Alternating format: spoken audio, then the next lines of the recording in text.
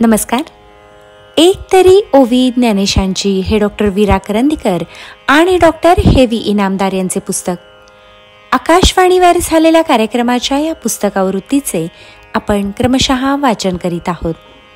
आजचा भाग, तैसा श्रीकृष्ण पार्थ ऐसे, हे अंगची पासी दिसे, मग संवादीजी नसे, काहीची भेदू.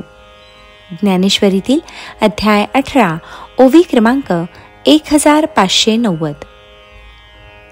श्रीकृष्ण आणि अर्जुन यांच्यातल्या अपूर्व अशा ऐक्याचं वर्णन संजयानं केलं खरं, पण ते ऐकून देखील धृतराष्ट्र निर्विकारपणानं स्वस्थच राहिला.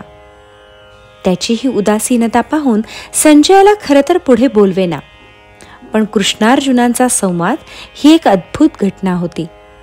व्यासांच्या कृपेनं त्या संवादाचं सुख आपल्याला मिळालं हे संजयाच्या ध्यानात आलं. त्या आनंदाचा आवेग त्याला आवरता आला नाही.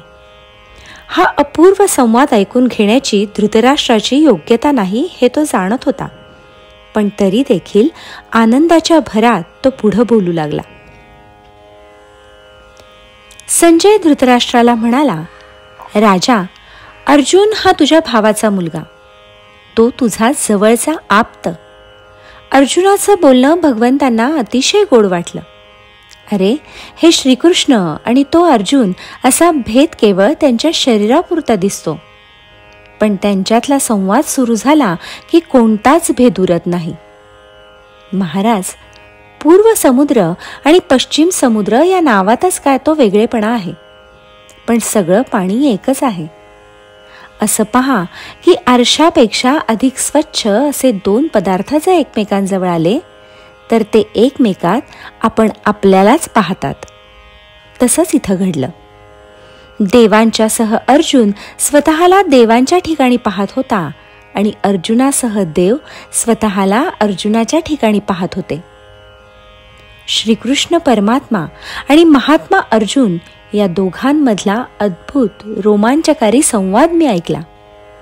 एवढंच गीतेतल्या श्लोकातून संजयानं धृतराष्ट्राला सांगितलेलं आहे. ज्ञानेश्वरांनी मात्र संजयाचं मनोगत इथे समजून घेतलं आहे.